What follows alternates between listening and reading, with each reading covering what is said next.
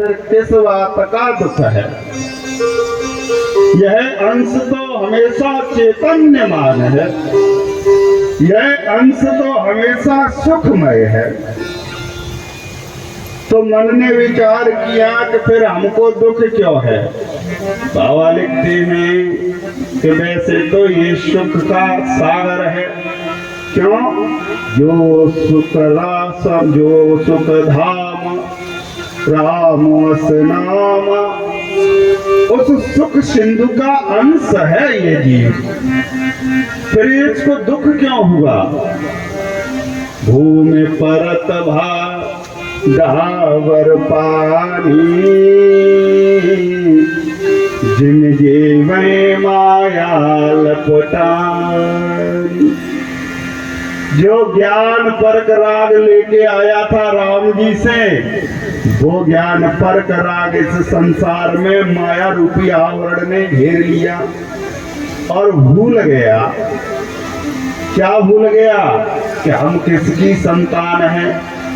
और यह ज्ञान परक राग सत्संग के अभाव में, गुरु कृपा की अभाव में, अज्ञानता में बदल गया। इसीलिए इसको दुख होने लगा। और प्यारे, अगर गुरु का सानिध्य जीवन में रहेगा, भले ही घर के झाड़ू लगाओगे, रोटी बनाओगे, खाना खाओगे, लेकिन अगर हमारा राग ज्ञान परक है, धीरे धीरे यही राग अनुराग में बदल जाएगा। और जिस दिन यह ज्ञान परक राग अनुराग में बदल गया, एक बात हमेशा ध्यान रखना कि राम जी जिसके भी घर में आए हैं बेटा बनकर, हमेशा गृहस्थ के घर में आए हैं। जब भी राम जी को लीला करने के लिए धरती पे आना होता है, चाहे वो कृष्ण बन के आए, चाहे वो राम बन के आए, हमेशा गृहस्थ के घर में ही आए हैं। वो कौन गृहस्थ हैं? जिनका ज्ञान परक राग अनुराग में बदल जाता है। और जैसे ही हृदय में अनुराग आया, भूषण जी महाराज लिखते कि मिलहि न रघुपत बिनु अनुराग, मिलहि न रघुपत बिनु अनुराग, मिलहि न रघुपत बिनु अनुराग, मिलहि न रघुपत बिनु अनुराग। ये कथा कार्य क्या करती है, वो ध्यान से सुनना। जो राग हृदय में है वह राग ज्ञान परक बन जाए,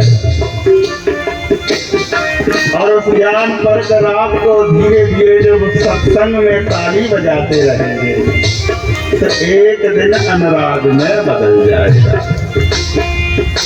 और जब अनुराग में बदल जाएगा तो राम जी का दर्श हो जाएगा, उनका सानिध्य मिल जाएगा। और फिर यह जीव सतत अनुराग में राम जी के सगुण साकार रूप, मेरे शब्दों पर ध्यान देना, अनुराग आता है तो दर्शन किसका होता है? सगुण साकार ब्रह्म राम का। अनुराग कभी भी उस निराकार ब्रह्म का दर्शन नहीं कराता, तो किसका कराता है? बोले सगुण साकार रूप का। और धीरे धीरे यही अनुराग जब राम जी के सगुण साकार रूप का चिंतन करता रहेगा तो धीरे धीरे फिर वैराग्य में बदल जाएगा और विधेय बन जाओगे, जनक बन जाओगे। जनक जी राज्य काज कर रहे हैं लेकिन लोग उनको विधेय कहते हैं। गोस्वामी जी महाराज लिखते कि इन्हीं बिलोकत अति अनुराग, इन्हीं बिलोकत अति अनुराग, इन्हीं बिलोकत अति अनुराग, इन्हीं बिलोकत अति अनुराग। परवश ब्रह्म सुख मन प्यारा। परवश ब्रह्म सुख मन प्यारा। वो ध्यान से वहीं जुड़ जाओ। जनक जी कौन है? बोले ब्रह्म ज्ञानी है। हमेशा ये सगुण साकार रूप का चिंतन नहीं करते जनक जी, तो बोले ब्रह्म अनुरागी, ये निराकार ब्रह्म का चिंतन करते हैं। और जब राम जी समक्ष में आए तो राम जी का दर्शन फिर वो ब्रह्म यानी कि वैराग्य स्वरूप में भाव में नहीं कर पा रहे। विश्वामित्र जी से कह रहे हैं कि हे मुनिवर, वैसे तो सहज विराग त्याग मन मोरा, वैसे तो मेरा मन सहज वैराग्यवान है, इसलिए लोग मुझे विधेय कहते हैं।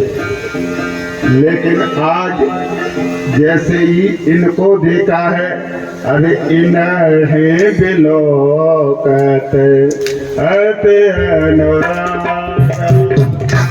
नहीं बिलोकत अति अनुराग, इन्हें बिलोकत अति अनुराग, इन्हें बिलोकत अति अनुराग। कहा कि मुनिवर, जो सहज वैराग्यवान मेरा मन था, आज उस उच्च सीढ़ी से नीचे आ रहा है। भाव समझना। अगर वैराग्यवान हो, बहुत ध्यान से सुनना परीक्षक जी। अगर मनुष्य का जन्म मिला है और व्यस्त जीवन स्वीकार किया है, तो वैराग्यवान बनने की जरूरत नहीं है। भगवान मिलने वाले नहीं है। एक प्रमाण और सुन लो। राम जी बन गए, समस्त अयोध्यावासी राम जी के पीछे लग गए। किसी ने पूछा कहाँ जा रहे हो? बोले राम जहाँ रहेंगे वही रहेंगे। मिलने के विवाह हुआ, बोले यहाँ से तो 4 लड़के भी घर पे है, बहुएं भी घर पे है। मेरी व्यासपीठ पर भरोसा रखना, राम जी साथ लगाने वाले नहीं है। गोस्वामी जी ने लिखा तो बालक वृद्ध विहाय ग्रह लगे लोग सब साथ। और जैसे ही घर पे बालकों को वृद्धों को छोड़कर अयोध्यावासी राम जी के साथ चले, राम जी ने कहा चाचा सुमन, ये लोग तो मेरे पीछे आए हैं, लेकिन अपना कर्तव्य भूलकर आए हैं। घर पर नन्हे मुन्ने बालक है, घर पर वृद्ध माता पिता है। अगर ग्रस्त जीवन इन्होंने स्वीकार किया था, तो अपने व्यवहारिकता से भाग रहे हैं। चाचा पता है, इनको मेरा सानिध्य तो दूर की बात है, इनको तो मेरा खोज भी नहीं मिलना चाहिए। और कह दिया कि खोज मारे रत हाथ होता, खोज मारे रत हाथ होता, खोज मारे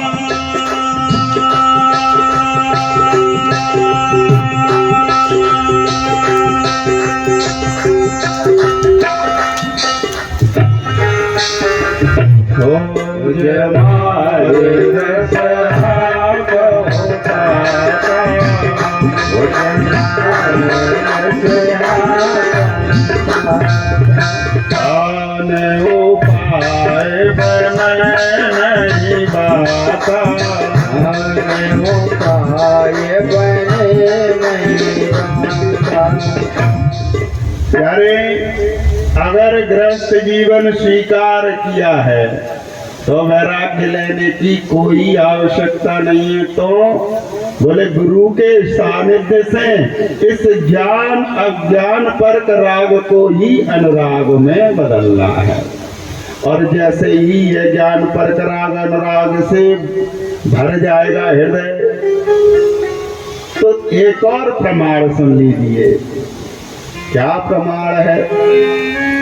फिर कहीं जाने की जरूरत थोड़ी ना है, केवल घर पे रहिए, नित्य मेरे राम जी को याद करते रहिए। अगर माता पिता जीवित है तो उनकी सेवा करते करते ये भगवान तुमको मिल जाएगा। घर पर वृद्ध माता पिता है, नन्हे मुन्ने बालक हैं, और तुमने अगर अपनी जिम्मेदारी को ठीक से नहीं निभाया तो मेरे राम मिलने वाले नहीं है। वशिष्ठ जी ने कहा दशरथ जी से कि पता है राजन, ये राम कौन है? कौन है मुनिवर? बोले ये राम साक्षात ब्रह्म है, लेकिन तुम्हारे घर बेटा बन के क्यों आए हैं पता है? दशरथ जी ने दोनों हाथों को जोड़ा कि भगवान मुझे नहीं पता कि वो अखिल ब्रह्मांड नायक मेरे आंगन में क्यों खेलता है। वो चर अचर सृष्टि का स्वामी, रचयिता, पालन करने वाला मेरे आंगन में ठुमक ठुमक कर क्यों चलता है? पता है राजन, इसका कारण तुम्हारा अनुराग है। राम ही केवल प्रेम प्यार, राम ही केवल प्रेम प्यारा, राम ही केवल प्रेम प्यारा, राम ही केवल प्रेम प्यारा, राम ले सो याद निहारा, राम ले सो याद निहारा। कहा कि हे राजन, केवल प्रेम ही है जो इनको तुम्हारे घर में बेटा बना के लाया है, इसलिए प्यारे कभी किसी के बहकावे में नहीं आना है। अगर उसने पिता बनाया है, माता बनाया है, भाई बनाया है, बहन बनाया है, बेटी बनाया है, पुत्र बनाया है, करना क्या है? केवल सत्संग का सारा, गुरु का सारा लेते हुए और अपने राग को ज्ञान पर्क बनाए रखना है। और जैसे ही ये ज्ञान पर्क राग जिस दिन अनुराग में बदलेगा, अरे सीताराम सीताराम सीताराम गाओ रे, सीताराम सीताराम सीताराम गाओ रे, सीताराम सीताराम सीताराम गाओ रे, सीताराम सीताराम सीताराम गाओ रे।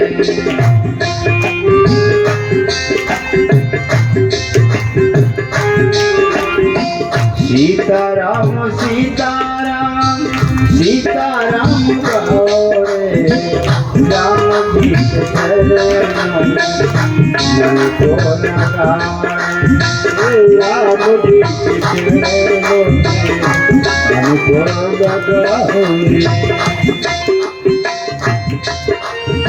मेरे प्यारे भक्तजन,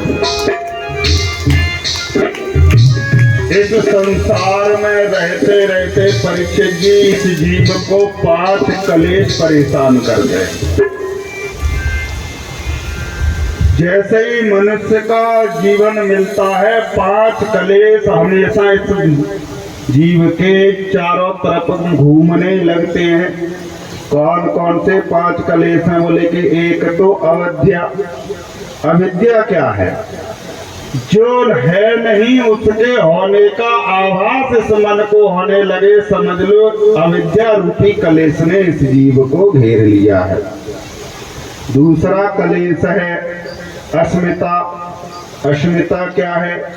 कि भ्रम और मिथ्या की समझ हमारे हृदय में समाप्त हो जाए तो समझ लो हमारे हृदय में अस्मिता आ गई है। ये भी कलेश है। तीसरा कलेश है राग। राग कौन सा कलेश है? जो हमेशा सुख और संसाधनों के प्रति हमारे मन को आकर्षित किए रहता है। ये राग युक्त कलेश है और यह कलेश जीवन को नरक बना देता है। चौथा कलेश है द्वेष। पड़ोसी के घर पर 4 पहिए की कार आ गई है तो हमारे घर पर क्यों नहीं आई, बस इसी के चक्कर में पड़े हो और दिन भर हाय हाय हाय हाय हाय हाय। इस द्वेष की भावना के कारण ही इस जीव के हृदय में दुख होता है प्यारे। अगर द्वेष ना हो तो फिर दुख काहे का है। चौथा कलेश है द्वेष और 5वां कलेश अभिनिवेश है। अभिनिवेश क्या है? बोले मृत्यु का भय। और जब तक जीव के हृदय में मृत्यु का भय रहेगा समझ लो अभिनिवेश नामक कलेश इस जीव को घेरे हुए है। अब मन में भाव आया फिर ये कलेश दूर कैसे होंगे? ये मेरी राम जी की कथा इन 5 कलेशों को दूर करने वाली है। परीक्षित जी को यही तो कलेश था। कौन सा? अभिनिवेश। 7वें दिन तक्षक आएगा और मुझको डसलेगा, मेरी मृत्यु हो जाएगी। और पूरी भगवत कथा केवल परीक्षित जी के इस अभिनिवेश नामक कलेश को दूर करने के लिए गाई है सुखदेव जी ने। और जब 7वें दिवस में कथा का विश्राम हुआ सुखदेव जी ने पूछा कि राजन परीक्षित एक बात बताओ, तक्षक आएगा तुमको काटेगा, क्या तुम मरोगे? परीक्षित जी ने दोनों हाथों को जोड़ा, कहा कि भगवान मैं मरने वाला नहीं हूँ। क्यों? प्रभु ये आत्मा तो अजर अमर है। आज इस शरीर के अंदर घर बनाए हुए हैं, कल इस घर को छोड़ करके दूसरे घर में चली जाएगी। इसलिए भगवान अगर अब हमको तक्षक काट भी लेगा, सर्प डस भी लेगा, काल हमको अपना भोजन बना भी लेगा तो भी मैं मरने वाला नहीं हूँ। क्यों? क्योंकि ईश्वर अंश जीव अभिनाश। ईश्वर अंश जीव अभिनाश। ईश्वर अंश जीव अभिनाश। ईश्वर अंश जीव अभिनाश। चेतन अमर सुखराश। चेतन अमर सुखराश। चेतन अमर सुखराश। प्यारे, अगर मनुष्य का जन्म मिला है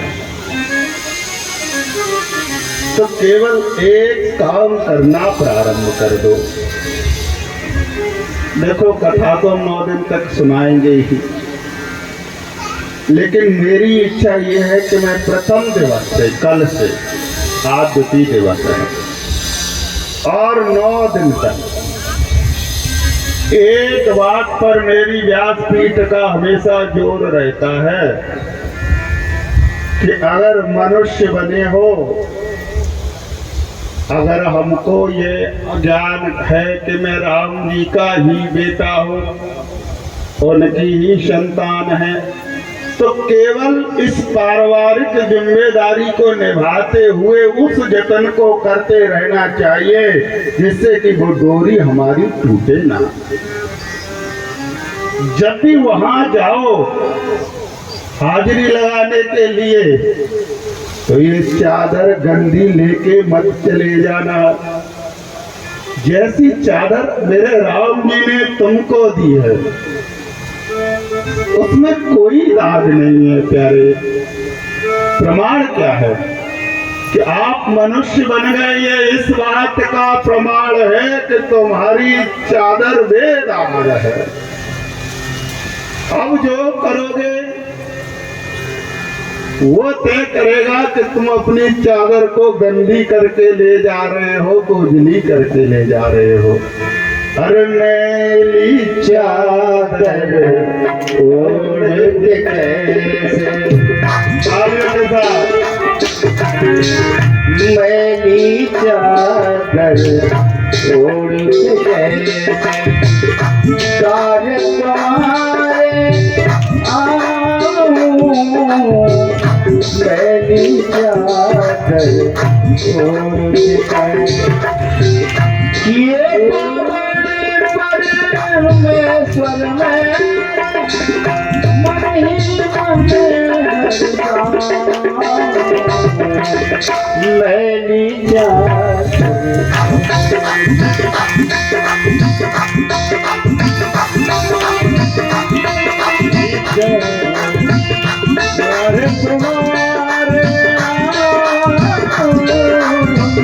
ये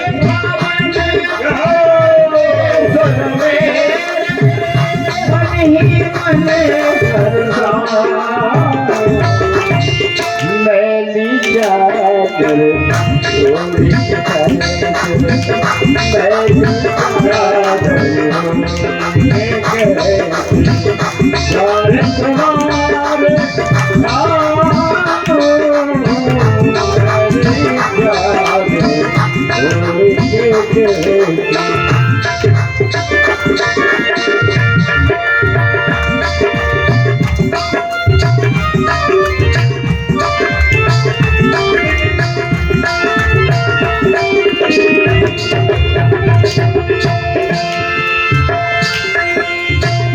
तूने मुझको जग में भेजा निर्मल से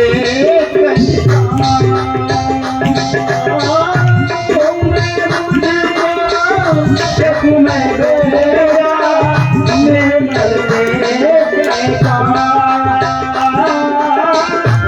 से भी इस लाइन को दोबारा सुन लो कैसा भेजा था। तूने मुझको जग में भेजा निर्मल देखा मुझको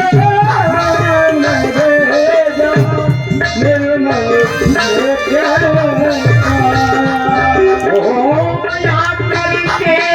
संसार में इसको दाद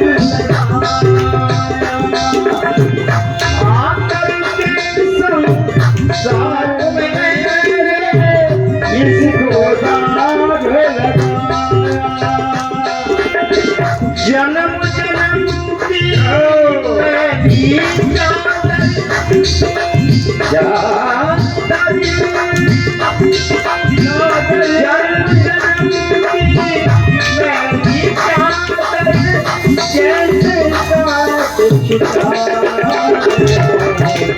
मेरी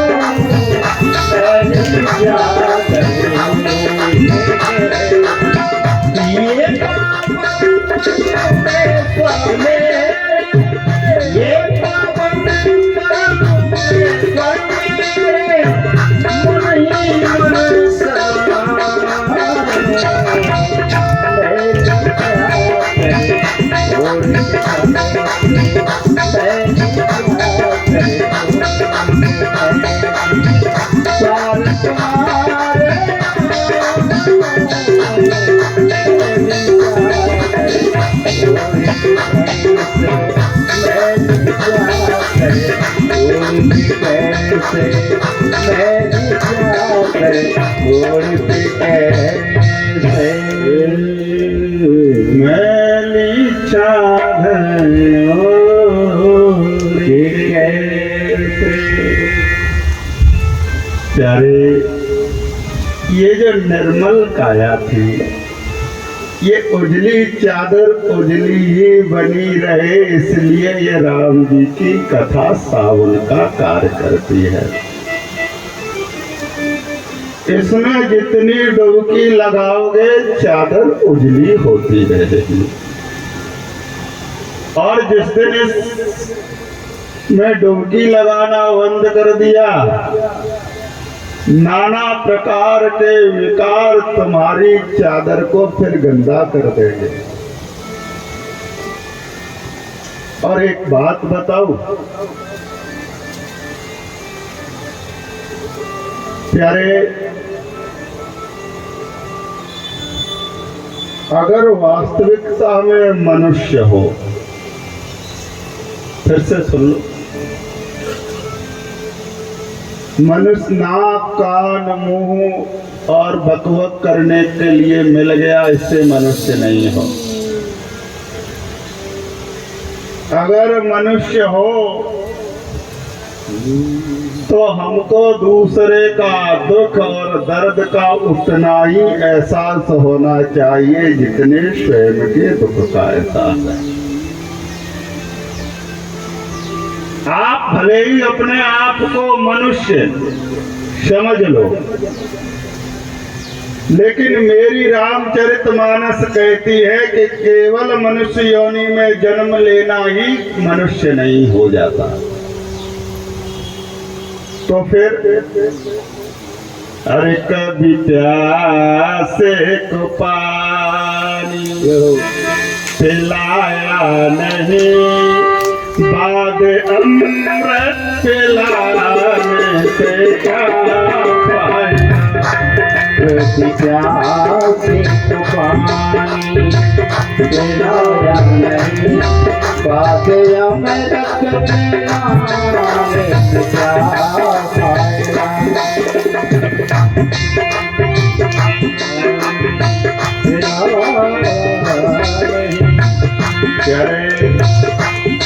बाधिया मेरे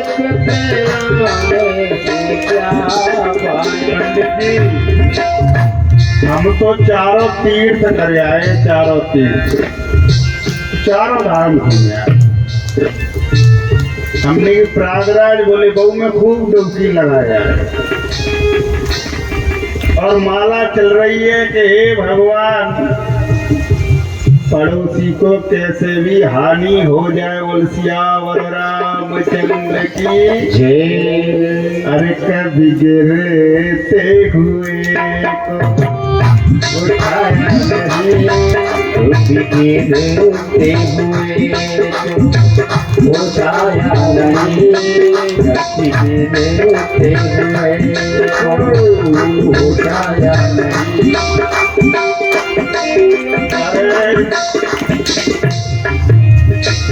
देखो, एक बात और बताओ परीक्षित जी, यहाँ इस पांडाल में जितने लोग हैं अभी तक गुरु किसने किया? हाथ उठा के बताओ।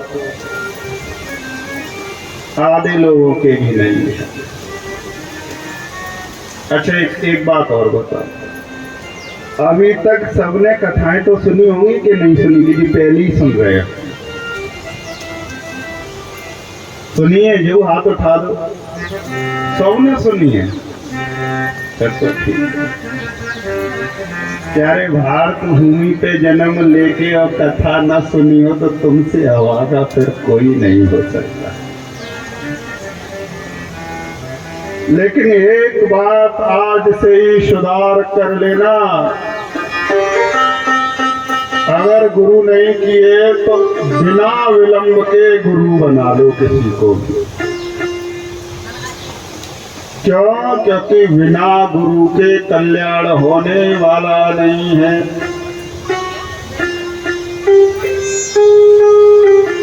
जब इस जीव का गुरु बन जाता है, बहुत ध्यान से सुनना, जब गुरु की कृपा मिलने लगती है तो उसका उदाहरण एक तो हम ही बैठे हैं। मैं कोई कथावाचक थोड़े ना था, मैं तो सामाजिक कार्यों में ऐसे ही लगा रहता था। सत्य बता रहा हूं, गुरु की कृपा क्या होती है मुझे देख लो। गंधर्वा गया, गुरु ने, मेरा नाम सतानंद है परिचय दिया। गुरु ने कहा बेटा सतानंद इधर आओ। बोली सतानंद से सच्चिदानंद बनोगे? हमने भी समझ में नहीं आया। एक काम कर दे कि गंधर्वा सरकार को 9 दिन तक रामचरितमानस का पाठ सुना दे। और मैंने ऐसा किया। सच बता रहा हूं, आज जो भी कुछ जीवन में मिला है और सब कुछ है, सब दिया है उसने। प्यारे, अच्छा इससे पहले मुझे कितने लोग यहाँ जानते थे? कोई नहीं जानता था। लेकिन आज मेरे गुरु ने सबको जना दिया है, सब जानने लगे हैं मुझको। कारण क्या है? मुझे मेरे गुरुवर बहुत कुछ दिया है, तेरा शुक्रिया है, तेरा शुक्रिया। मुझे मेरे गुरुवर सब कुछ दिया है, तेरा शुक्रिया है, तेरा शुक्रिया है। प्यारे, जब भी घर में एकांत किसी कोने में बैठो, दोनों हाथ जोड़ लिया करो और धन्यवाद किया करो मेरे भगवान का, मेरे गुरुवर का। एक ही चीज हमेशा गुनगुना के कहो, मुझे मेरे मालिक ने दिया है, मुझे मेरे मालिक सब कुछ दिया है, तेरा शुक्रिया है, तेरा शुक्रिया है, तेरा शुक्रिया है, तेरा शुक्रिया है। न मिलती जाने में तो आता तेरी, तो प्यासी जमाने में होता तेरी। तेरा ही दिया मैंने सब कुछ दिया है, तेरा शुक्रिया है, तेरा शुक्रिया। प्यारे, भला मेरे अंदर क्या सामर्थ्य थी? तेरा ही दिया मैंने, खाया पिया है, तेरा शुक्रिया है, तेरा शुक्रिया है। इस रामचरितमानस ने मेरे परिवार को सब दिया है। एक समय ऐसा भी था परीक्षण की, जब पिताजी फटा पैंट पहन के और 20 किलोमीटर पढ़ने जाते थे। दादी बताती है, लेकिन जब से हनुमान जी की शरण में आया हूं, चारों तरफ जय जय करा दी इन्होंने। मुझे तुम मालिक सब कुछ दिया है, तेरा शुक्रिया है, तेरा शुक्रिया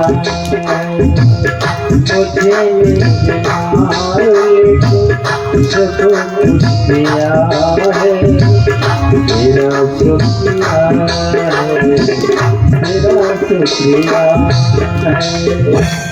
प्यारे, इसलिए जब भी कोई मन भटके तुम्हारा तो मुझे देख लो। कथा तो तुम बहुत सुनते आ रहे हो जीवन में, अभी भी हाथ उठा रहे थे। पंडित जी, हमने खूब कथा सुनी, इसको भी सुन लोगे, लेकिन परिवर्तन क्या हुआ ये विचार करने योग्य बात है। और जिस कथा से जीवन में परिवर्तन ना हो परिचय से, जिस कथा से मेरे राम जी के चरणों में अनुराग हृदय में ना बढ़े, तो फिर कथा सुनने का मतलब क्या है? अरे अगर कथा सच्चे मन से कही गई है और ध्यान से सुनना, उसमें मैं भी शामिल हूं। अगर मेरा शाब्द सिद्ध है, अगर मेरे इष्ट की मेरे ऊपर कृपा है, तो कथा जीवन में परिवर्तन कर देगी। बोल सियावर रामचंद्र की जय। इसलिए प्यारे, अगर मनुष्य जन्म मिला है, अरे मनुष्य जन्म अनमोल रे, इसको माटी में मत मोल रे। अरे अब तो मिला है फिर न मिलेगा, कभी नहीं कभी नहीं कभी। मनुष्य जन्म अनमोल रे, माटी में मत मोल रे। अब तो मिला है फिर न मिलेगा, कभी नहीं कभी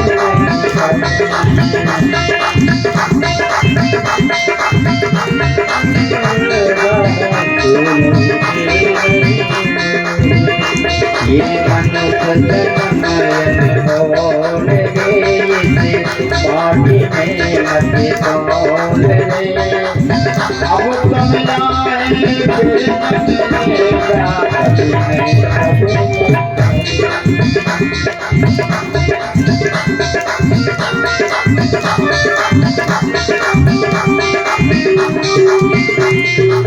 अब तो मिला है फिर न मिलेगा, कभी नहीं कभी नहीं कभी नहीं, ओ कभी नहीं कभी नहीं।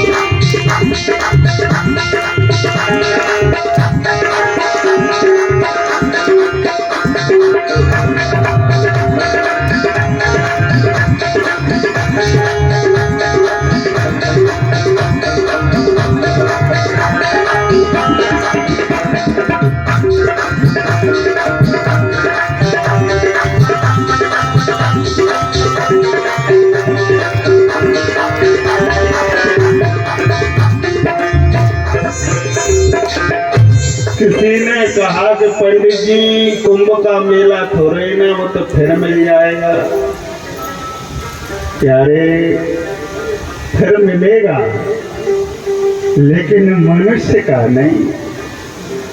क्या बनोगे ये तो तुम्हारे कर्म ही बता सकते हैं। वो सियावर रामचंद्र सरकार की जय। अब तो मिला है फिर न मिलेगा, कभी नहीं कभी नहीं कभी नहीं रे। इसलिए अगर कथा सुन रहे हो तो प्यारे, ये 5 प्रकार के कलेश दूर हो जाने चाहिए। अविद्या, अस्मिता, राग, द्वेष और अभिनिवेश। और जैसे ही ये 5 प्रकार के कलेश मिट जाते हैं, वैसे ही हृदय अनुराग से भर जाता है। हमारा राग ज्ञान परक हो जाता है और फिर ये जो आंखें हैं वहीं जुड़ जाओ परीक्षित जी।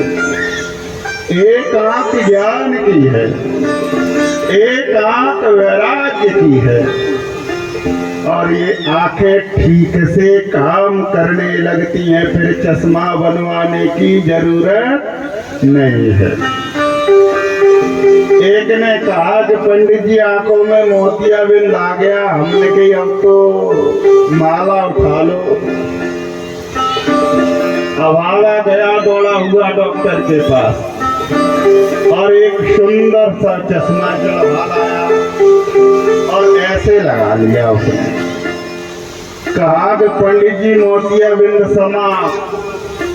हमने के इलाज क्या है? बोले कि तुम्हारे जैसा चश्मा चढ़वा लिया है। बोल सियावर रामचंद्र की जय। हमने के इस चश्मे से काम होने वाला नहीं है। अगर चश्मा लगाना भी है तो फिर गुरु चरणों की रज का चश्मा लगा लो,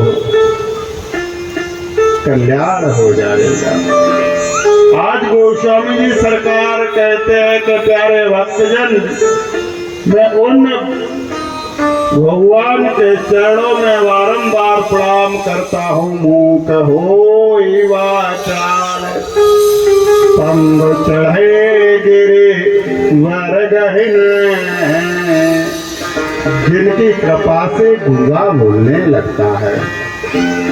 और पंग बोले पर्वतों को चढ़ जाता है। और यहाँ पंगु भी तीन तरह के हैं परीक्षित जी। एक पद पंगु होता है। पद पंगु कौन है? अब ऐसा मत समझ लेना जो अपने अंग से अपंगता लिए हैं वो पद पंगु है। हम लोग जितने भी हैं वो सब पद पंगु हुए बैठे हैं। बोल सियावर रामचंद्र की जय। तुलसीदास अपने आप को पद पंगु मानते हैं। सौरी मैया अपने आप को पद पंगु मानती है। क्यों मानती है? क्योंकि माँ ने मन में विचार कर लिया कि मेरे अंदर इतनी सामर्थ्य नहीं है कि मैं राम को देख सकूं, उनका दर्शन कर सकूं। लेकिन गुरु के ऊपर माँ को अगाध स्नेह है। गुरु के वचनों पर माँ को अमिट विश्वास है। इसलिए एक टूटी सी झोंपड़ी में मैया सबरी रहने लगी और नित्य राम जी की प्रतीक्षा करने लगी। कहीं नहीं गई। ये पद पंगु है। केवल गुरु नाम का सारा माने लिया, राम जी को प्राप्त कर लिया। दूसरे हैं कर्म पंगु। कर्म पंगु कौन है? जिन्होंने जीवन में कभी सत्कर्म नहीं किया फिर भी भगवत कृपा प्राप्त कर ली। कौन है? बोले जटायु जी। भोजन भी कभी भी ठीक नहीं था, लेकिन सत्संग का प्रभाव देखो। रामचरितमानस में परीक्षित जी गोस्वामी जी सरकार से पूछा गया कि आज तक सबसे अच्छी सदगति किसकी हुई है? तो बाबा ने सीना ठोक के कहा कि आज तक गीत जैसी सदगति किसी की नहीं हुई। ये कौन है? बोले कर्म पंगु। और तीसरे हैं सुमित पंगु। प्यारे, आज बाबा ने वंदना के क्रम को और आगे बढ़ाया है और फिर गुरु की वंदना की है। बंदो गुरु पद पदम परागा सूरज सुवास सरस अनुराग। आज गोस्वामी जी सरकार ने गुरु वंदना की। प्यारे भक्तजन, बाबा ने कहा कि प्यारे, जो जीव गुरु के चरण रज को अपने मस्तक पर धारण करता है उस जीव के जीवन में चार चीजें अपने आप बढ़ जाती हैं। सुरुचि, सुवास, सरसता और अनुराग। आज की पूरी कथा एक ही शब्द पर है, अनुराग। गुरु की कृपा से चार चीजें मिल जाती हैं, सुरच सुबास सरस अनुराग। सुरच सुभाष सुरच अनुराग। सुबास सरस अनुराग। सुरच सुभाष सुरच अनुराग। क्या क्या मिलता है प्यारे? सुरुचि यानी कि इस जीव की रुचि अच्छी हो जाती है। सुबास यानी कि रहने का स्थान पवित्र हो जाता है, यानी कि जहां भी रहोगे मन वहीं मानेगा। कहाँ? अगर इस पर्वत के चारों तरफ, अनिल भाटिया परिसर के चारों तरफ अगर सुबास नहीं है तो फिर यहाँ रहने में मन लगने वाला नहीं है। ये मन फिर कहाँ ठहरेगा? विश्वामित्र जी बता रहे हैं राम जी को, कहा कि बेटा राम, आज मेरा मन मान गया है। देखे अनूप एक अवराई। सुंदर आम के बगीचे को गुरु विश्वामित्र जी ने देखा, कहा कि बेटा राम, आज मेरा मन मान गया है। गुरुवर मान गया? बोले हाँ। कौशिक कहू मोर मन माना, यहाँ रहो रघुवीर सुजाना। प्यारे, मन कब मानता है? मन मानता है जब दुराशा जीवन में समाप्त हो जाए। मन मानता है जब इस जीव का समर्पण राम जी के प्रति हो जाए। मन मानता है जब इस जीव के जीवन से दुख समाप्त हो जाए। मन मानता है जब इस मन की चंचलता समाप्त हो जाए। और विश्वामित्र कौन थे? वो ध्यान से सुनना। ये राज ऋषि थे, क्षत्रिय राजा थे। मन नहीं माना, राजपाट छोड़ दिया और माला ले ली, भजन करने लगे। फिर भी मन नहीं माना। आज जैसे ही राम जी का दर्शन हुआ, दुराशा हृदय की समाप्त हुई। दुराशा कौन है? संकेत में समझ लो, ताड़का। ताड़का दुराशा है। दुराशा का उद्धार राम जी ने कर दिया। और स्वभाव कौन है? बोले दुख। हमको दुख कब होता है? अपने स्वभाव के कारण। वो ध्यान से सुनना। जगत की कोई भी चीज परिचय की ऐसी नहीं है जो हमें दुखित कर दे। अरे बहू रोटी बनाए या ना बनाए, इससे दुखी होने की क्या बात है? समझ लो कि मेरे राम जी की मर्जी है कि हाथ से ठोको और खाओ। सियावर रामचंद्र भगवान की जय। लेकिन आजकल हम देखते हैं माताओं बहनों, पहले चिंता परिचय की है कि बहू घर में नहीं आ रही। पंडित जी गए, प्रणाम किया, पंडित जी तुम खूब आए, नेक देख ले लला की पत्र का ब्याह कब हो भोजन को।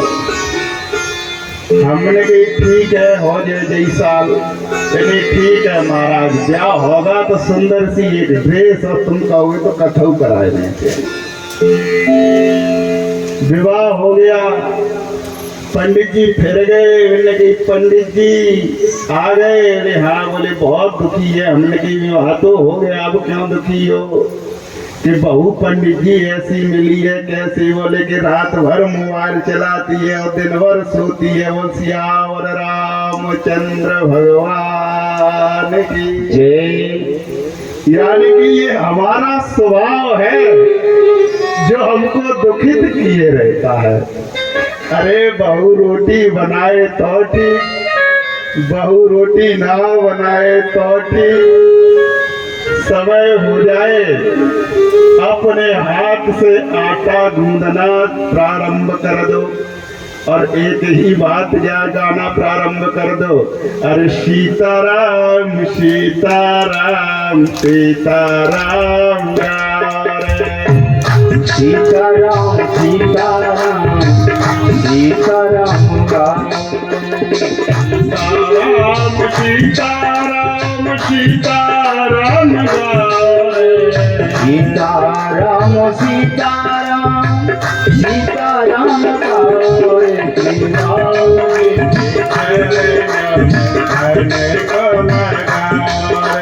राम के चरणों में मन को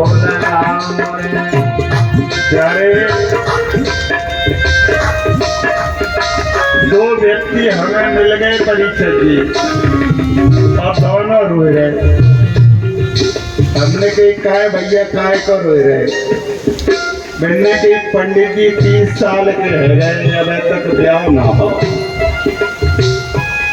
जाने ब्याह होगा करने के ऐसे कुआरे ही मत जाएंगे। और दूसरा बगल में रो रहा था। हमने कही तुम काय को रो रहे हो? बोले कि पंडित जी ब्याह तो हैगा लेकिन धर्म पत्नी ऐसी आई है, अगर हम कहेंगे कि पश्चिम को चलो तो वे पूर्व को चलती। ताते हे भगवान ब्याह हो तो ही नहीं ते ही ठीक ही बोल सियावर रामचंद्र की जय। प्यारे इन चक्करों में पड़ोगे तो दुख होता ही रहेगा, इसलिए विवाह हो जाए तो हर इच्छा, विवाह नहीं हो तो फिर हर की अति इच्छा है। क्यों? क्योंकि वो अपने पास ही तुमको रखना चाहता है। इसलिए जब भी जीवन में दुख आए, जब भी कष्ट आ जाए, ऐसा लगे कि मेरा मन मान नहीं रहा है, तो गुरु के चरणों में सानिध्य में बैठ करके समर्पण कर दो और एक ही भाव मन में कर लो कि प्रभु मैं तो तेरा बालक हूँ, तू जैसा चलाएगा, तू जो कराएगा मैं वो करने वाला हूँ। प्यारे इस जीवन की गाड़ी की डोर अगर गुरु के हाथों में होगी तो 4 चीजें मिल जाती हैं। कौन सी? सूरज सुवास सरस अनुराग, सूरज सुवास।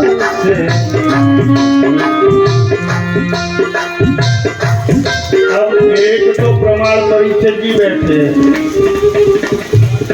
कल ये कथा यहाँ शुरू होती कि नहीं होती, भैया परीक्षक जी का तो मन डोल गया था। हमसे फोन किया कल 12 बजे तक 11 बजे तक तो पानी गिर रहा था, यहाँ पूरा पानी भर गया था। परीक्षक जी ने कहा कि पंडित जी नहीं होते कहीं हॉल में कर लें। हमने की गुरु मंत्र की माला है कि कहीं रख दी? बोली है। तो हमने की जप लो धूप हो जाएगी। बोल सियावर रामचंद्र भगवान की जय। हर बंद हो गुरु पद पदमो परा, बंद हो गुरु पद पदम परा, सूरज सुवास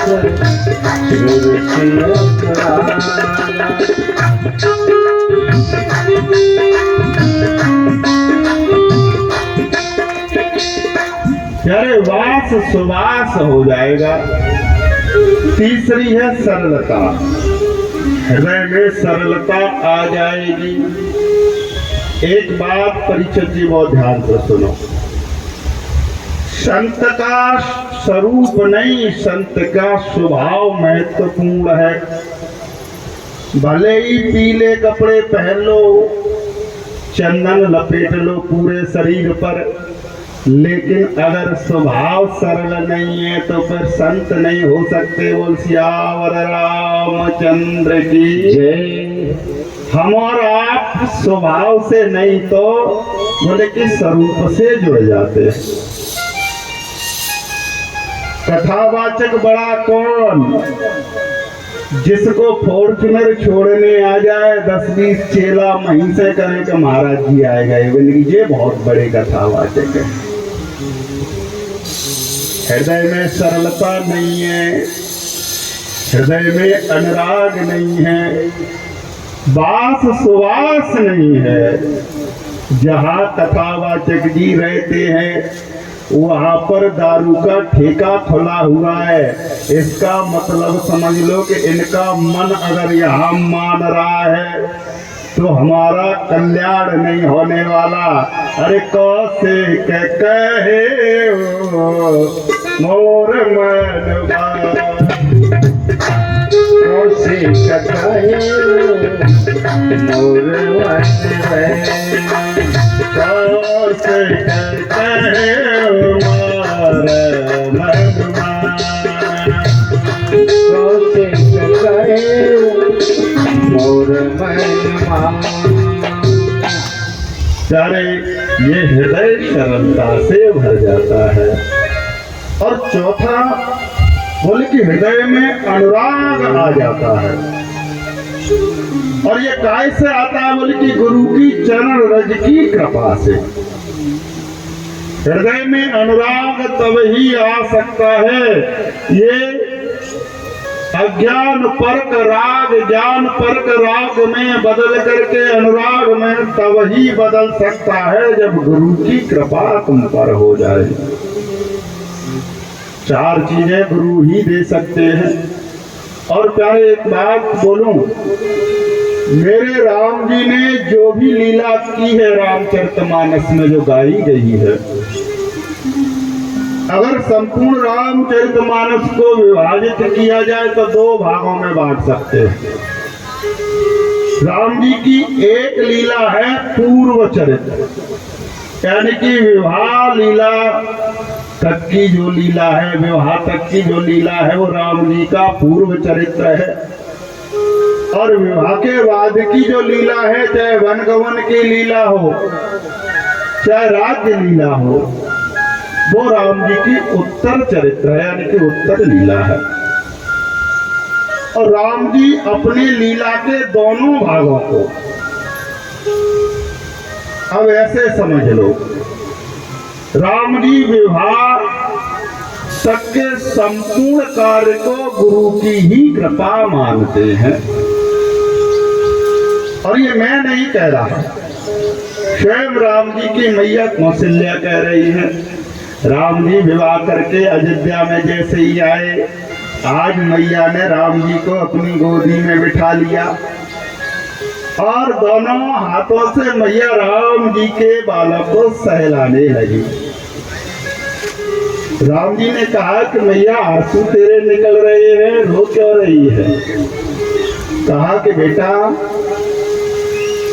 मैं तो केवल विधाता से एक ही चीज मांगती हूँ। क्या चीज चाहती हो माँ? कि जे दिन गए हो तुम्हें बेनो देखे, जे दिन गए हो तुम्हें बिन देखे, जे दिन गए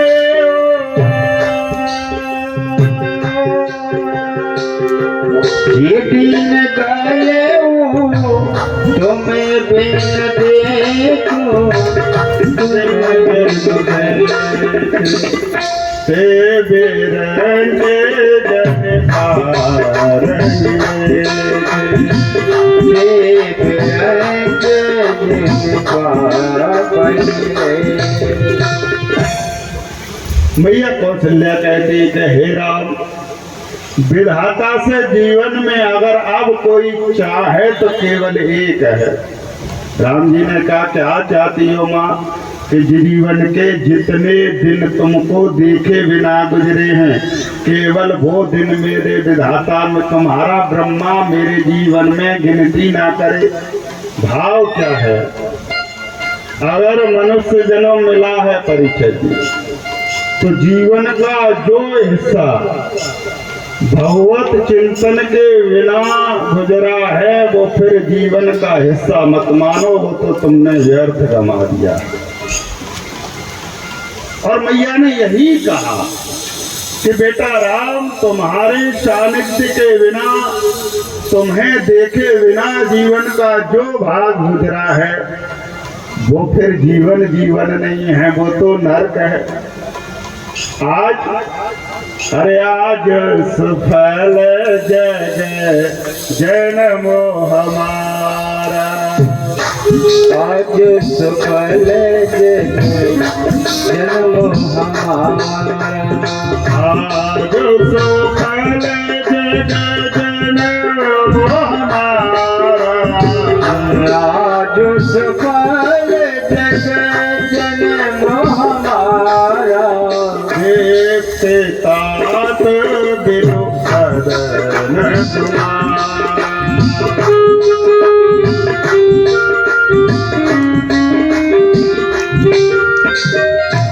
कहा कि बेटा आज मेरा जीवन धन्य है। क्यों धन्य है?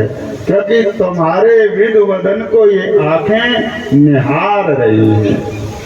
प्यारे, आज मैया राम जी से कहती है कि सकल अमानस कर्म तुम्हारे। और मैया ने कहा कि बेटा तुमने जितने भी कार्य अभी तक किए हैं, कौन कौन से कार्य किए हैं? बोले ताड़का को मारा है, सुबाहु को मारा है, मारीच को भगाया है, धनुष को तोड़ा है, बहू को घर पे लाए हो। ये अमानुष कर्म है, यानी कि साधारण जीव इन कर्मों को नहीं कर सकता था। और मैया ने कहा कि बेटा राम, मुझे तो ऐसा लगता है कि केवल कौशिक कृपा सुधार, केवल कौशिक कृपा सुधार, बदल मानस सकल मानस,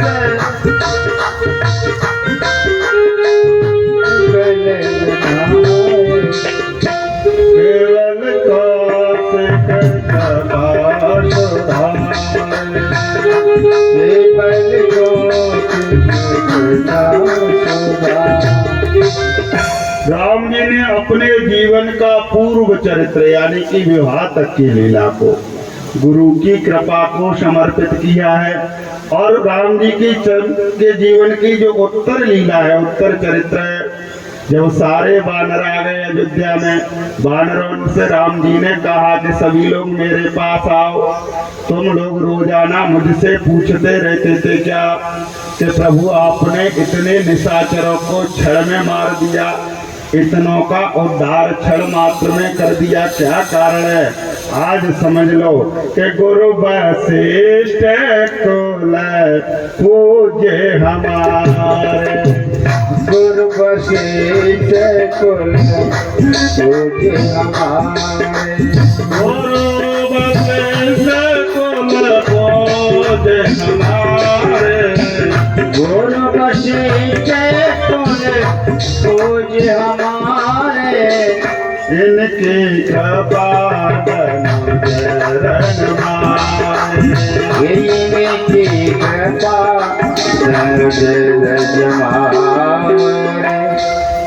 आज राम जी ने अपने जीवन की समस्त लीलाओं को गुरु को समर्पित किया है। इसलिए गोस्वामी जी सरकार कहते हैं कि हे प्यारे भक्तजन, जीवन का चाहे पूर्वार्ध हो, जीवन का चाहे उत्तरार्ध हो, हमेशा गुरु के सानिध्य में बने रहोगे तो कल्याण हो जाएगा। आज गुरु वंदना के बाद गोस्वामी जी सरकार ने ब्राह्मणों की वंदना की है। ब्राह्मणों की वंदना के बाद बाबा ने संत समाज की वंदना की है। और प्यारे संत समाज को गोस्वामी जी सरकार ने चलता फिरता प्रयागराज कहा है। एक प्रयागराज है जहाँ 3 नदियों का संगम है। कौन कौन सी 3 नदियां मिलती है? गंगा, यमुना और सरस्वती। लेकिन संत रूपी जो प्रयागराज है बोले इसमें भी 3 नदियां हैं। कौन कौन सी 3 नदियां हैं? बोले राम भगत जय सुर सर धारा सरसई ब्रह्म चार प्रचार। यानी कि संत रूपी प्रयागराज में राम के भगत रूपी मैया गंगा बहती है और ब्रह्म के विचार को प्रचार करने वाली सरस्वती भी इसमें प्रवाहित होती है। तीसरी नदी कौन सी है? बोले यमुना। विधि निषेध में कलमल हरणी कर्म कथार विनंदन वर्णी। जीवन में क्या करने योग्य है, क्या करने योग्य नहीं है, इस कलयुग के पापों को नष्ट करने वाली सूर्य तनुजा यमुना जी भी इसमें प्रवाहित होती है। और पता है प्यारे भक्तजन, प्रयागराज में यह जीव खुद चल के जाएगा और उसमें डुबकी लगाएगा तभी कल्याण होगा। और लेकिन संत रूपी प्रयागराज बोले कहीं जाने की जरूरत नहीं है, केवल 2 चीजें जीवन में हो जाए। कौन सी? या तो भगवत कृपा या फिर मेरे पुण्यों का उदय हो जाए। तो ये संत रूपी प्रयागराज स्वयं चल के हमारे घर पे आ जाता है। और इस प्रयागराज की एक विशेषता है। क्या? बोले मंजन फल पे तत्काला। मंजन फल पे तत्काला। मंजन फल पे तत्काला। मंजन फल से तत्काला।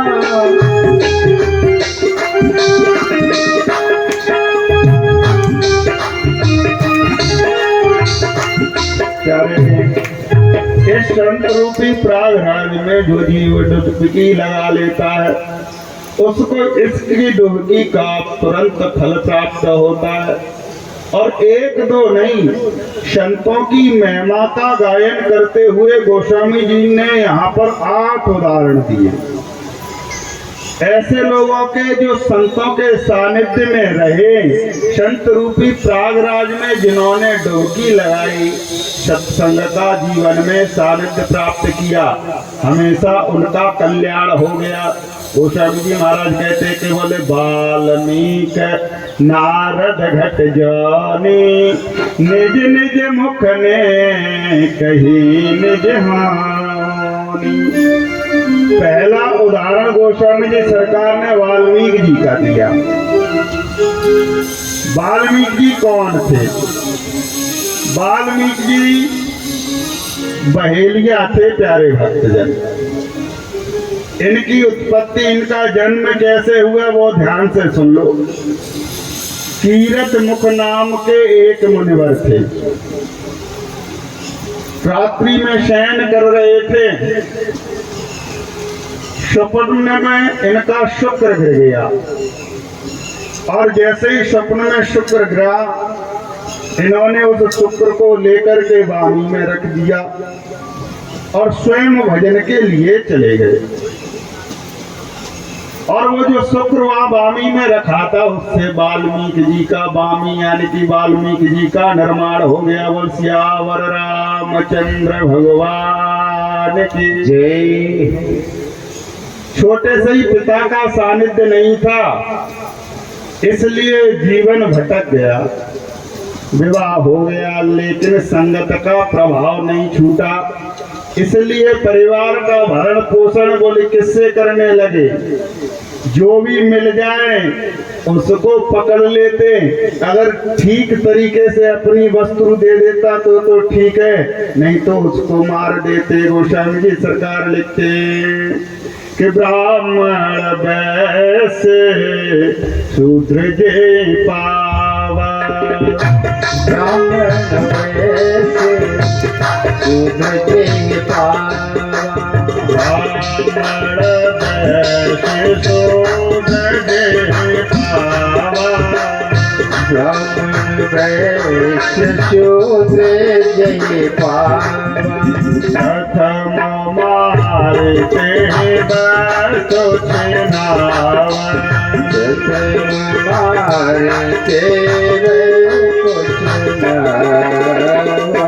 चाहे ब्राह्मण हो, चाहे वैश्य हो, चाहे शूद्र हो, उसकी वस्तु का हरण कर लेते, छीन लेते उससे। और अगर वो उसका प्रतिकार करता तो उसको मृत्युदंड भी दे देते थे। एक दिन जब पूरा दिन व्यतीत हो गया, प्यारे भक्तजन, कोई नहीं आया, तो वाल्मीकि जी ने विचार किया, आज तो फिर अपने परिवार का भरण पोषण कैसे करूंगा। और ये विचार कर ही रहे थे, इतने में सप्तऋषियों का आगमन उस मार्ग से हुआ। सप्तऋषि कौन कौन है? कश्यप, अत्रि, जमदग्नि, विश्वामित्र, वशिष्ठ, भारद्वाज और गौतम, ये सप्तऋषि है। राम नाम की धुन गाते हुए सप्तऋषि उस मार्ग से निकले। वाल्मीकि जी ने कहा कि हम तो एक की चार रख रहे थे, ये तो खूब मोटे ताजे चार संत चले आ रहे हैं। श्याम रामचंद्र भगवान की जय। मन में कहा करे विधाता, लोग ठीक ही कहते कि जब देता है तब छप्पड़ फाड़ के देता है। कहा गए रुक जाओ। सप्तऋषियों ने विचार किया कि इतनी कटुता से हमें कौन बुला रहा है। अरे हमारे पास तो जो आते हैं वो हमेशा प्रेम और अनुराग से भरे होते। तब तक वो बहेलिया सामने आ गया। कहा कि नीचे अपने झोला और ये झंडी दोगे कि हमें फिर कुछ और करना पड़ेगा। सप्तऋषियों ने कहा कि भैया झोरा भी ले लो, कमंडल भी ले लो, लेकिन हाथ जोड़ के एक बात बताओ कि तुम हो कौन। बोले पहचान नहीं पाए, तुमने दाढ़ी रखाए ली, हम बिना दाढ़ी के हैं तो हम मनुष्य। बोल सियावर रामचंद्र सरकार की जय। सप्तऋषियों ने कहा कि अभागे तू मेरा धन लूट लेना, उसकी परवाह नहीं है, लेकिन एक बात मुझे बता दे। क्या सुनना चाहते हो? कि तू इतना जघन्य पाप करता है, किसके लिए करता है? तो उसने कहा कि मैं ये जो कर रहा हूँ अपने परिवार के भरण पोषण के लिए कर रहा हूँ। फिर सप्तऋषि बोल उठे। सप्तऋषियों ने कहा, रे अभागे एक बात बता, तू जीवन में न जाने कितनी हत्याएं तूने की हैं, कितने लोगों को लूटा है। अब एक बात बता, इस पाप में क्या तेरे परिवारी जन भी भागीदार हैं? उसने कहा कि जब किसी से उनका भरण पोषण हो रहा है तो वो भागीदार तो होंगे। सप्तऋषियों ने कहा कि ऐसे बात बनने वाली नहीं है, हम तो यहीं रहेंगे। एक काम करो, मेरे झोली ले लो, सब कुछ सारी वस्तुओं को तुम ले लो, लेकिन मुझको एक बात आके बता दो कि जो पाप तुम करते हो उसमें तुम्हारा परिवार भी भागीदार है कि नहीं है। तुरंत दौड़ लगा दी, घर पे आया, सबसे पहले धर्मपत्नी को पूछा। कहा कि देवी एक बात बताओ, सुबह सुबह निकलता हूँ, न जाने कितने लोगों को मारता हूँ, काटता हूँ, तब तुम्हारे लिए भोजन की व्यवस्था करता हूँ। मैं जो कर रहा हूँ उसमें तुम भी हिस्सेदार हो कि नहीं? उस धर्मपत्नी ने कहा कि मैं क्यों हिस्सेदार बनी है। विवाह किया है तो मेरे उदर का पोषण करना तुम्हारा धर्म है। अब वो तुम कैसे कर रहे हो इसका तुम जानो। पुत्रों को पूछा, परिवारी जनों को पूछा, सबने एक बात कही कि मैं तुम्हारे इस कृत्य में भागीदार नहीं हूं। दौड़ लगा दी, आज आंखें खुल गई, आके सप्तऋषियों के चरणों में गिर गए, कहने लगे कि भगवान सुत पे तुमात बंधु प्रिय सुत पे तुमात बंधु प्रिय सुत पे तुमात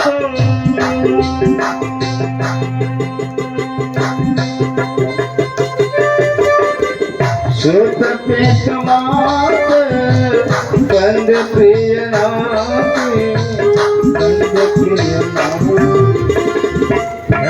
सब स्वागत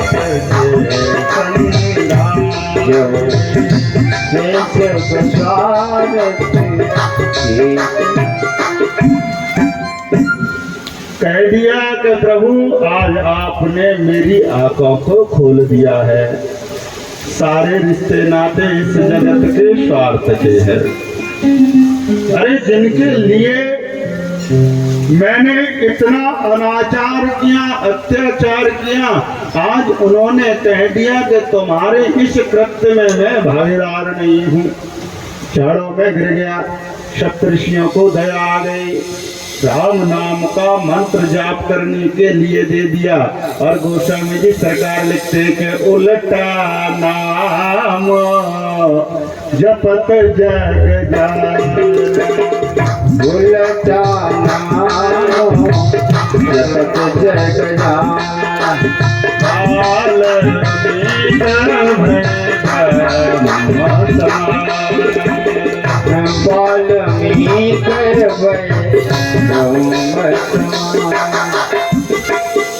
प्यारे राम नाम का मंत्र सप्तऋषियों ने दिया, लेकिन राम नाम तो नहीं कहा, तो बोले मरा मरा मरा मरा, क्यों जीवन भर मारा ही तो था सबको, इसलिए वो मरा मरा का जाप वाल्मीकि जी करने लगे। लेकिन इससे भी काम बन गया। कैसे? परीक्षा जी ध्यान देना। एक बार मरा कहा, लास्ट में क्या आया? बोले रा। मरा के लास्ट का अक्षर क्या है? रा। और फिर जैसे ही दूसरी बार मरा कहा तो उसका शुरू का अक्षर क्या है? बोले माँ। तो पहले मरा का अंतिम अक्षर रा और दूसरे मरा का प्रथम अक्षर माँ, दोनों मिलकर के राम बन गया। बोल सियावर रामचंद्र भगवान की जय। तीसरे शब्द राम हो गए।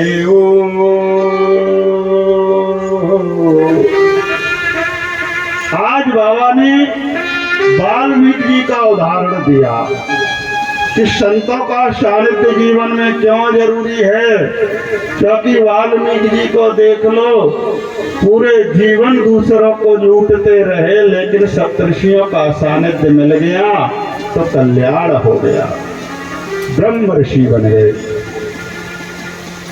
दूसरा उदाहरण नारद जी का दिया। नारद जी व्यास जी से कहते हैं, व्यास जी बड़े दुखी थे। भागवत में यह प्रसंग आता है प्यारे भक्त। जब सब कई पुराणों की रचना कर ली व्यास जी ने, महाभारत की रचना कर ली, लेकिन उदास बैठे हुए थे। इतने में वीणा लेकर के नारद जी आ गए। नारद जी ने कहा कि व्यास जी उदास क्यों हो? बोले कि नारद जी न जाने कितनी रचनाएं जीवन में कर दी, महाभारत जैसा ग्रंथ रच दिया, लेकिन फिर भी मेरे मन को शांति नहीं मिली। तो नारद जी ने कहा अब तो तुमको भगवत की रचना करनी पड़ेगी। और जैसे ही नारद जी के कहने से व्यास जी ने भागवत की रचना की, मन मान गया। कहा कि नारद जी अब मेरा मन मान गया है। नारद जी कहते हैं कि व्यास जी, संतों के सानिध्य में वो कृपा है, वो सामर्थ्य है मुझे देख लो, मैं पूर्व जन्म में दासी पुत्र था। मेरी माँ संतों के घर पर उनके भोजन की व्यवस्था करती थी, उनकी कुटिया पर रहते हुए, और जो जूठन संतों का बचता था वो मैं ग्रहण कर लिया करता था। बरसात का समय था, माँ गाय का दूध निकालने गई, एक सर्प आया, माँ को खा लिया, माँ का प्राणांत हो गया। क्योंकि मैं संतों के सानिध्य में रहता था, इसलिए मुझको यह ज्ञान था कि जो आया है सो जाएगा, इसलिए माँ के जाने का ज्यादा दुख नहीं हुआ मुझे। कुछ समय के बाद 12 अक्षर मंत्र का जाप करते हुए मैंने भी अपने शरीर को छोड़ दिया। और देखिए संतों के सत्संग का प्रभाव, संतों की जूठन का के प्रसादी का प्रभाव, कि मैं अगले जन्म में ब्रह्मा का मानस पुत्र बन के उत्पन्न हुआ। वो सियावर रामचंद्र भगवान की जय हो। तीसरा उदाहरण दिया घट योनि, यानी कि अगस्त जी का। अगस्त जी शंकर भगवान से कहते हैं कि हे शंकर भगवान, मेरे पिताजी का नाम था मित्रावरुण, और वो साधना में रत रहते थे। लेकिन एक दिन ब्रह्म मुहूर्त में स्नान करने गए, आकाश मार्ग से रंबा नाम की अप्सरा जा रही थी। जैसे ही उस सुंदर अप्सरा को देखा, पिता के मन में काम वासना आ गई। शुक्र का क्षरण हुआ, उस शुक्र को उठाया और उन्होंने घड़े में रख दिया। उस घड़े से मेरी उत्पत्ति हुई, इसलिए मेरा नाम घटज है। और लोग मुझे घट योनि कहते। वो सियावर रामचंद्र की जय। इतने अपवित्र स्थान से मेरा प्राकट्य हुआ, जन्म हुआ,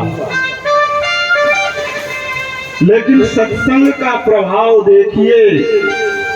आज मैं आपको कथा सुना रहा हूं। संतों ने गोस्वामी जी सरकार से पूछा कि ये तो आपने मनुष्यों का उदाहरण दिया, इसके अतिरिक्त कोई और है जिनके ऊपर संतों का सानिध्य की कृपा हुई हो? आज बाबा लिखते हैं, बोले जल चर थल चर नभ चर नाना, ये जड़ चेतन जीव जहाना। बाबा ने कहा कि मनुष्य ही नहीं तो जल में रहने वाले ही। उदाहरण किसका दिया? बोले कि एक राघव मत्स्य था, समुद्र में रहता था, और रावण का ये मित्र था। समुद्र में रहते हुए ये हमेशा सत्संग किया करता था। प्रभाव देखिए कि रावण कौशल्या जी का हरण करके लाया और उस मत्स्य को दे दिया। कहा कि रे मत्स्य, तुम मेरे मित्र हो, अगर इनका विवाह दशरथ के साथ हो गया तो इनसे उत्पन्न होने वाला बेटा मेरा काल बनेगा, इसलिए तुमको कौशल्या को दे रहा हूं, दशरथ से इनका मिलना ना हो पाए। लेकिन उस मत्स्य ने जीवन भर सत्संग किया था, इसलिए मन में भाव आया कि इन कौशल्या का मैं क्या करूंगा, इनको तो दशरथ को दे देना चाहिए। भले ही मेरा मित्र रावण मुझसे कह गया है, लेकिन इनसे उत्पन्न होने वाली जो संतान होगी, प्रकट होने वाली जो संतान होगी, उससे जगत का कल्याण हो जाएगा। और उस मत्स्य ने कौशल्या को पुनः दशरथ जी को दे दिया, जिससे राम जी का प्राकट्य हो सका। तीसरा उदाहरण दिया थलचर, यानी कि गजेंद्र का, हाथी का, कि कैसे ग्रहा ने उसके पैरों को पकड़ लिया और नारायण ने उसका उद्धार कर दिया। वो सियावर रामचंद्र भगवान की जय। और छठवां उदाहरण दिया नवचर, आकाश में चलने वाले। कौन है? बोले जटायु जी। सातवां उदाहरण दिया जड़। बोली जड़ पर भी सत्संग का प्रभाव होता है। बोले हाँ। बोले अहिल्या को देख लो, अपने पति के श्राप से भले ही पत्थर बन गई थी, लेकिन सत्संग का प्रभाव देखिए, राम जी के नाम का प्रभाव देखिए। स्वयं राम जी ने जा करके उसका उद्धार कर दिया। आठवां उदाहरण दिया चेतन। भले ही मनुष्य नहीं है लेकिन चैतन्यता है। कौन? बोले सुग्रीव, हनुमान, अंगद चैतन्य है। इनको भी भगवत कृपा मिली, क्योंकि सत्संग किसका सानिध्य था? सुग्रीव को। बोले हनुमान जी का। हनुमान कौन है? अब मोहि भरोस हनुमंत, अब मोहि भरोस हनुमंत, मेरी कृपा मिले नहीं संता, बिन हरि कृपा मिले नहीं संता, मिले नहीं संता। अब मोहि भाव। देखो सुग्रीव के गुरु परीक्षित जी कौन है? बोले हनुमान जी। और सती के भी गुरु कौन है? बोले शंकर जी। बहुत ध्यान से सुनना इस बात को। सुग्रीव की भी राशि कुंभ राशि है और सती की भी राशि कुंभ राशि है, और दोनों के गुरु एक ही हैं, यानी कि शंकर जी। क्योंकि हनुमान जी भी शंकर जी है। हनुमान जी कौन है? बोले शंकर जी। और लेकिन सुग्रीव जी का कल्याण हो गया और सती को अपने देह का परित्याग करना पड़ा। कोई पूछे आपसे कि रामचरितमानस में सबसे डरपोक पात्र कौन है, तो मेरी व्यासपीठ पर भरोसा रखना, सबसे डरपोक पात्र रामचरितमानस में सुग्रीव है, जो जीवन भर अपने प्राणों की रक्षा के लिए भागते ही रहा। और डर देखिए कि नीचे दो बालक टहल रहे थे। कहाँ? बोले ऋषिमुख पर्वत की तलैटी में। दूर से देख के कहने लगा, अरे हनुमान इधर आओ, क्या बात है? तो बे देखो वे क्या देखे? बोले कि कोई दो वीर बालक दिखाई दे रहे, तुम्हें नहीं दिख रहा? हनुमान जी ने कहा दिख तो हमें भी रहा है। तो एक काम करो, उनके पास चले जाओ और देख के बताओ। धर बट रूप देखता जाए। सुग्रीव जी ने कहा कि हमको जाना पड़ेगा। हनुमान जी ने कहा कि हमको जाना पड़ेगा। सुग्रीव ने कहा हाँ जाना पड़ेगा। क्यों? बोले पठे बाले होए मन मेरा, पठे बाले होए मन मेरा, पठे बाले होए मन मेरा, पठे बाले होए मन मेरा, भागो तुरत सजो ये तेरा, आगो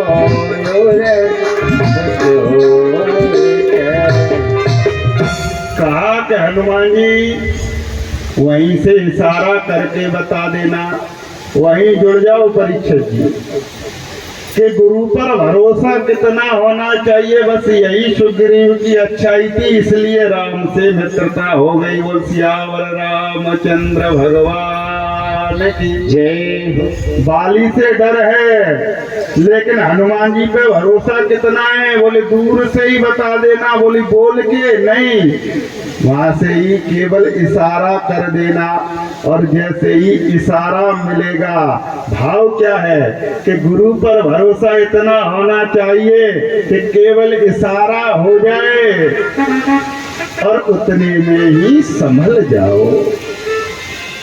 सुग्रीव ने कहा कि हनुमान जी, तुमको वहां से बोल के बताने की जरूरत थोड़ी ना है, तो केवल इशारा कर देना। क्या करोगे? बोले भागो तुरंत तजो ये सैला। हनुमान जी ने विचार किया कि पूरा जीवन इसको भागते भागते हो गया और अभी भी भागने की ही बात कर रहा है। आज इसको ऐसी डोरी से जोड़ देता हूं प्यारे, तो ये भागना बंद कर दे। और राम जी के समक्ष आए, प्रणाम किया, प्रभु आपको मेरे साथ चलना पड़ेगा। कहाँ चलना पड़ेगा? कि नाथ सैल पर कपिपत रही, असोस ग्रीव दास तब अहि। संत का स्वभाव क्या होना चाहिए?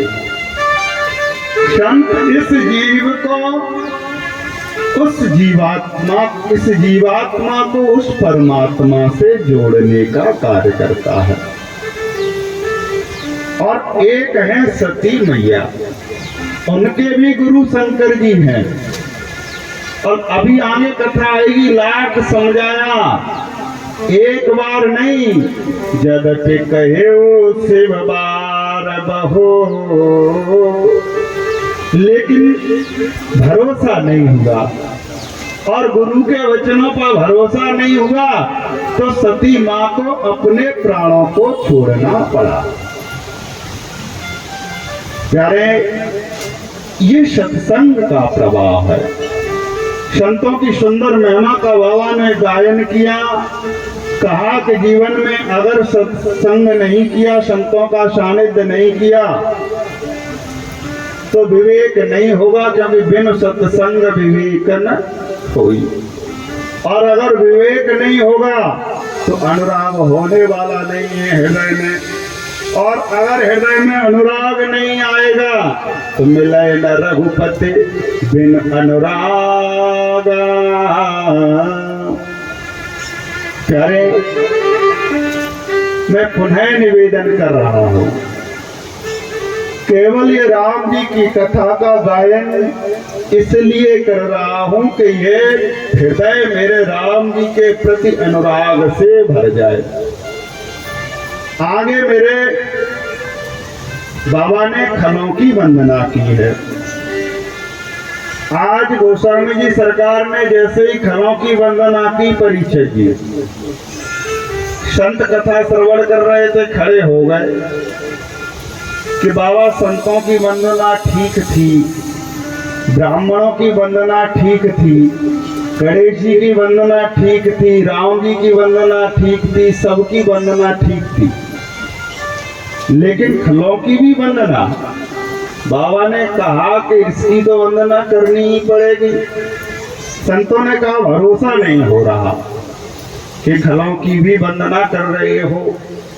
प्यारे, यहाँ गोस्वामी जी सरकार ने केवल खलों की वंदना में सत्य शब्द का प्रयोग किया। अभी तक जितने भी वंदनाओं का गायन किया, कहीं पे भी शपथ नहीं ली सत्यता की, लेकिन जब खलों की वंदना कर रहे हैं तो कह रहे हैं कि बहुरे बंदे खलगन सत भाए, बहुरे खलगन सत भाए, बहुरे बंदे खलगन सत भाए।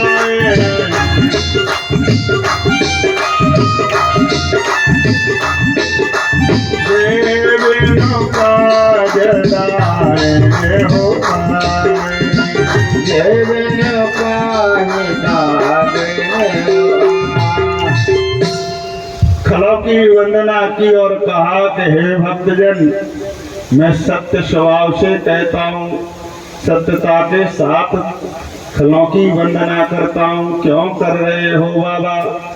क्योंकि मुझको पता है अगर दुष्ट खल व्यक्ति प्रसन्न नहीं रहा तो खुद तो भजन करेगा, वो तो नहीं करेगा, लेकिन मुझको भी करने नहीं देगा। बोल सियावर रामचंद्र भगवान की जय। मानो बाबा का भाव क्या है परिचय की। बाबा ने कहा कि खल अगर प्रसन्न चित्त नहीं रहे तो अभी तो हम जिंदा हैं और इसके बाद हम चले जाएंगे, तो जब भी ये मेरी रामचरितमानस को पढ़ेंगे तो हमेशा कमी ही निकालेंगे। कभी कहेंगे कि गोस्वामी जी सरकार तो स्त्रियों के विरोधी थे। कौन सी चौपाई सुनाएंगे? अभी एक सुना रहे थे, कौन सी? वो कहने लगेंगे कि गोस्वामी जी सरकार ने रामचरितमानस में स्त्रियों की बुराई लिखी है, वो तो विरोधी है। और इस रामचरितमानस में से ऐसी चौपाइयों को पढ़ के सुनाएंगे जिनका अर्थ ठीक से खुद नहीं जानते लेकिन गलत करके बताएं।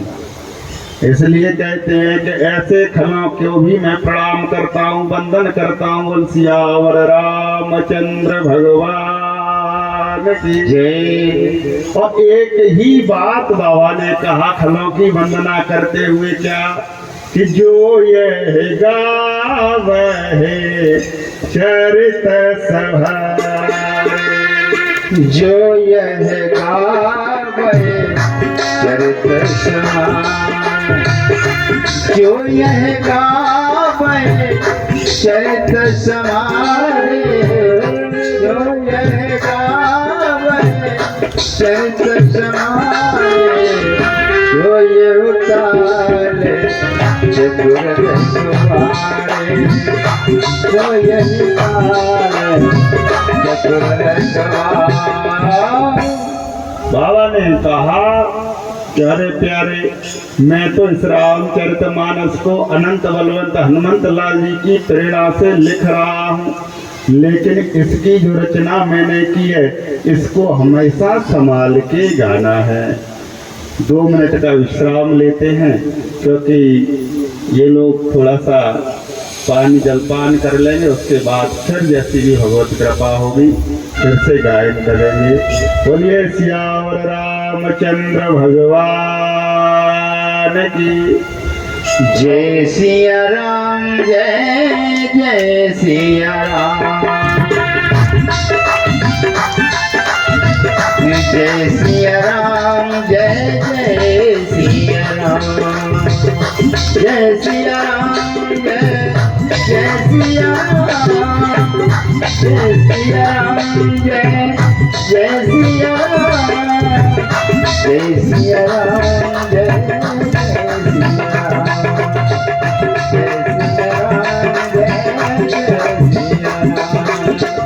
जय सिया राम। बोलिए अनंत बलवंत हनुमंत लाल की जय।